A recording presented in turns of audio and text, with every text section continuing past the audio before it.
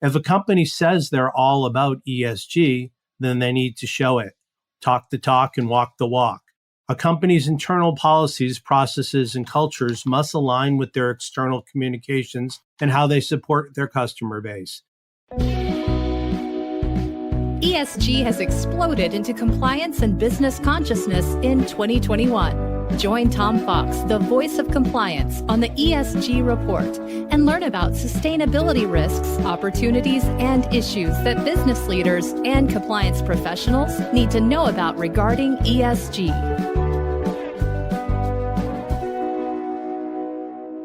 This is Tom Fox.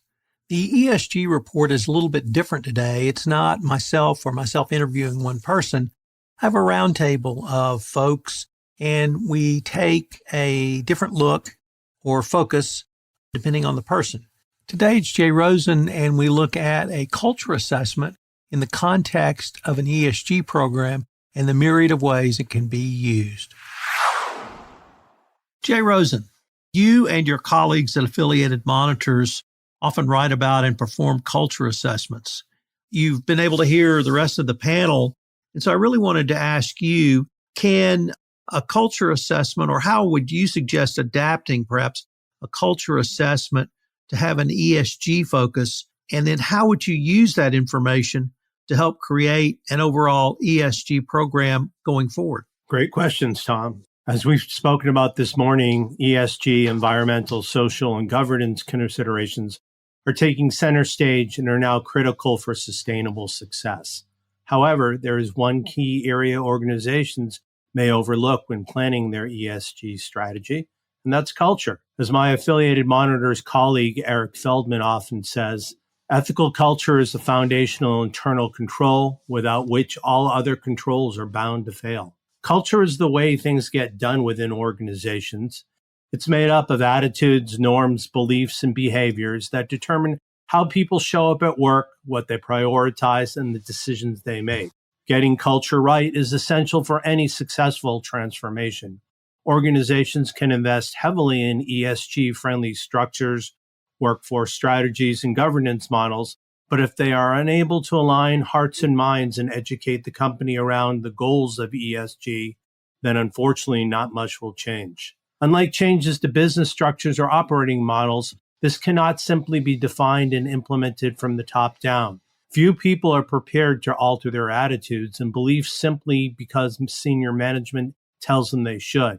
Instead, leaders need to give people a say in culture change, asking for input, listening to their perspectives, and involving them in planning. They also need to clarify to everyone in the organization why the change matters and how it puts them in a better position to meet the needs of their customers and society. Weaving ESG considerations into your business so they become a fundamental part of your company culture can be a key driver for sustainable success and even lead to a competitive advantage. In terms of ESG, how do we create the right culture and mindset, engage our people, and reinforce the right behaviors? If a company says they're all about ESG, then they need to show it. Talk the talk and walk the walk. A company's internal policies, processes, and cultures must align with their external communications and how they support their customer base. Is there any hint of inconsistency between what they're saying and what they're doing?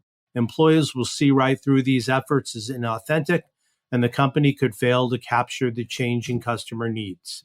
Here are some critical factors to successfully align your culture with your ESG strategy. Leaders displaying personal behaviors that contradict wider ESG messaging can undermine all efforts to drive a positive culture. The right behaviors, such as carrying a reusable water bottle, using public transport, or avoiding unnecessary printing, can enhance your credibility. The wrong behaviors, such as not using the recycle bin, can consequently diminish it. Performance measures drive behaviors and have a big impact on your organizational culture, right up to the leadership level. What behaviors and decisions are your leadership performance metrics driving? Are your measures creating a short-term pressure to perform that stifles innovation and creativity? Your performance measures should encourage employees at every level to be continuously listening to customers and understanding what's important to them. Recognize your leadership team for demonstrating the right behaviors. For example, if you want to drive culture where people can speak up, what happens in practice when people actually do speak up? If your goal is long-term growth, people must be rewarded for making decisions that will pay off in the long term. Any sustainable change starts with a culture and mindset shift. Organizations with staff who are enthusiastic about ESG issues can then leverage this for innovation.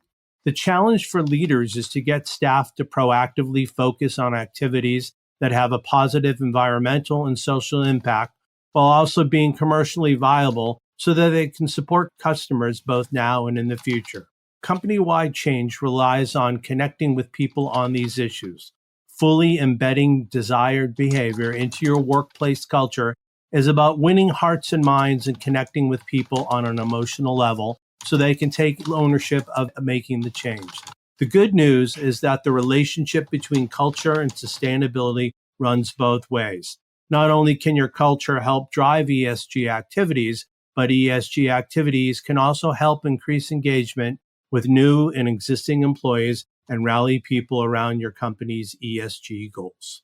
Jay, in the assessment component, actually, it was some of your ideas, particularly the senior leadership or the executive level.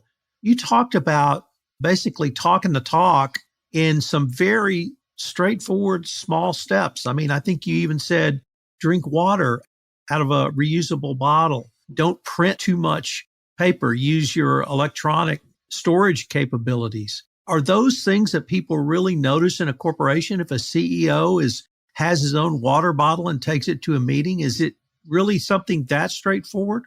You'd just be surprised about the little clues that you pick up. When we go in and we start doing a baseline assessment for our clients, one of the things that we recognize when we get people together of the same level and they're not underneath their boss and they can freely speak about what really excites them about the company and what also really ticks them off, those are the little things that always come up. And then when you've got a little thing like that, then somebody chimes in and says, that's how it happens on the fifth floor too, or that's the problem we have with the Xerox machine or the water cooler, even though we're not going into work. But those are those little things that really can be so demonstrative. You pull that one little thread out of the sweater and before you know it, you're holding a ball of yarn because the sweater's falling apart. So those are the things that we see. And those are the things that I think people who are looking to implement change should really look for in their organization and model that behavior, because ESG is not just about these rules that we're saying. And it's really about, is the company going to be compliant and are they going to create this competitive advantage that's going to help investors and why investors would want to park their money in this company? Yeah, I've got a question really, Jay. And I was just wondering, I mean, my guess is it's much more challenging for multinational corporations. I've seen one client, for example, where US facilities wanted to drive some ESG initiatives that those in Europe didn't. I can think of one over the recycling of cans where US colleagues felt very strongly about it. They tried to implement it across corporation policy in a really clumsy way and ended up being threatened with injunction proceedings by the German Works Council. So how do you get hearts and minds across multinationals, across all of their operations, where people think differently about different things outside the US mothership? Yeah, I think that's a great question, Jonathan. And it becomes really difficult to satisfy those people in other countries and to be sensitive to their needs. And most people here on this group know that before I was Mr. Monitor, I was Mr. Translations. And one of the things I really used to stress was when you were going in and you were going to have a code of conduct that says you should not bribe people, the question that really excited me and got me more into the ethics and compliance part of the house is that I said, look, your employers are not going to comply with the FCPA because it's an American law. But if I'm talking to somebody in the UK, they're going to want to comply to the UK Bribery Act. And if we're talking to somebody in Brazil, they're going to want to comply with the Clean Companies Act. So you need to really get down to use what you lawyers would say, lex loci, or if I pronounced it wrong, but you need to get down to the nitty gritty in each locale that you're doing and give them the opportunity to opine on how they want to attach things. And it makes complete sense that what the US would want to do would unfortunately not necessarily jive with what the German Works Council sees. Jay, let me pick up on a point Karen raised, which was that ESG is a little bit different than conflicts minerals because it's a bottom-up approach. And she used the example of the investor class who are driving ESG. And that's certainly been one of my observations over the past 12 to 18 months. But it's also being driven by other stakeholders, specifically employees. And employees now want to work at corporations that aren't creating spyware to use by various governments, domestic or foreign, against us, but it's really evolved. And so is the culture assessment, can it be used to help gauge what employees want to see in terms of an ESG or sustainability type program within a corporation that then can be a part of such a program going forward?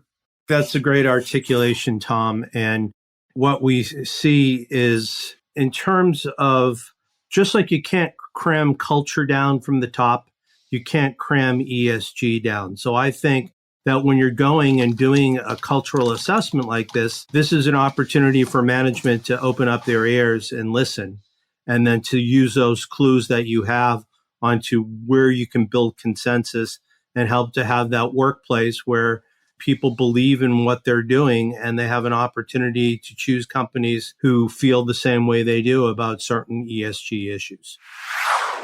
This is Tom Fox again. Thank you for listening to this episode of the ESG Report. I hope you'll join us again for another episode. And I hope that if you enjoyed this episode and others, you would leave a review for us on iTunes, as it would help in our ratings. The ESG Report is a production of the Compliance Podcast Network and One Stone Creative.